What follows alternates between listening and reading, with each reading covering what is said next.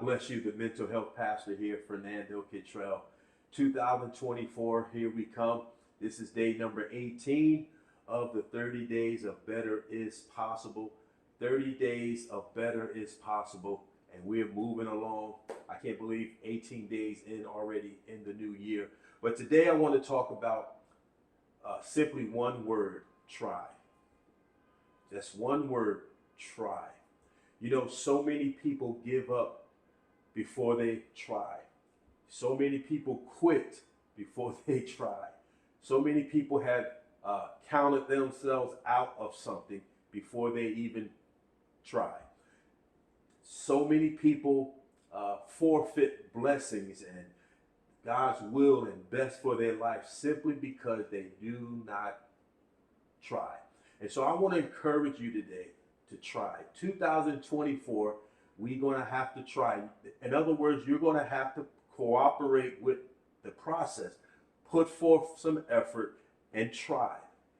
Attached to trying is God. Like, let me say this: we are not doing things alone. God doesn't put things in your heart, doesn't spark an interest in the area, and then expect you and I to do it in our own strength. Philippians 2:13, one of my best favorite scriptures that has blessed me. It says, "For God works in us to will and to do of his good pleasure." He works in us a desire, a interest in an area, towards an area or decision or calling or interest, whatever. He works in us to desire. He works in us to will it, works it in our will to even desire it. And then he works in us to do it. So he works in us to do two things: to will, to desire it, and he works in us to want to see it completed. So that interest that you have toward maybe going back to school, maybe becoming a lawyer, maybe going to law school, maybe starting this career, whatever is in you and is burning in you, you didn't create that yourself. God put that in you. And I want to encourage you, in 2024, we have to try. We have to not quit before we try. We have to put forth an honest effort and try. And in trying, in the pursuit of doing what God has put in you to do, he's attached to it. God is attached to the effort. God is within you trying. And you know what I love about God? He's always going to do more than me, us. He's always going to super exceed any effort or any trying that I can ever do. He's always going to let a result take place that encourages us to keep moving forward. So you and I are never alone in doing what God has called us to do. But he does want us to try. And I want to encourage you, 2024, many of you have had some bad experiences. You've been hurt. You've been wounded. You tried some things before and it didn't work and you quit. Now you're heartbroken. Now you're discouraged. You know, many times we can do the right thing the wrong way. And then when we get the negative results, we want to think that maybe that was the wrong thing to do because it didn't work out. But many times the right thing you can experience negative things from doing the right thing if you do the right thing the wrong way. And so often I've talked to people, I've done it in my past, I've been disappointed and, oh, why did this work? And woe is me. Then I realized, you know what? I didn't do it the right way. I didn't approach it a certain way. I should have gotten wisdom. I should have asked for guidance. I should have asked for help. I should have got some direction before I tried to do things. And if we be honest, if we just sit for a minute and just simply be honest, the things we may have failed at, it wasn't because the thing wasn't the right thing. It's because we may have quit. We may have got disappointed. We may have hit a hard place and just gave up. So it's never God to blame when something doesn't work out. Never.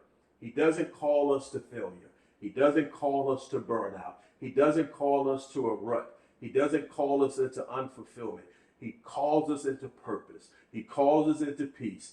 He propels us into the things that he desires and is planned for our lives. So he never calls us to quit.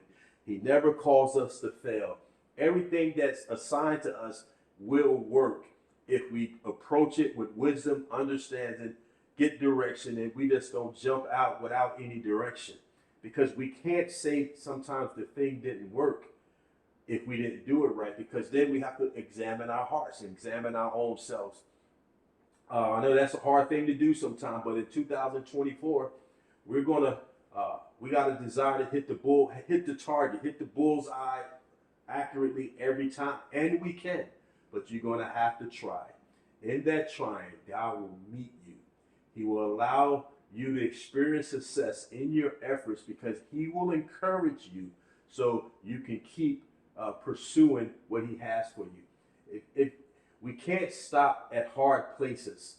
If God started us, put something in our heart and started us in a journey, we have to trust that He will get us through hard places and re-examine our approach towards the right thing. Again, the right thing can experience bad results if we do the right thing the wrong way, or approach it or handle it in an unhealthy manner. And so you can't expect success when you're not doing it the way that makes sense for it to be done, to experience or to blossom into something else. And so one of the greatest insults to God's potential in your life and in my life is to not try. It's an insult.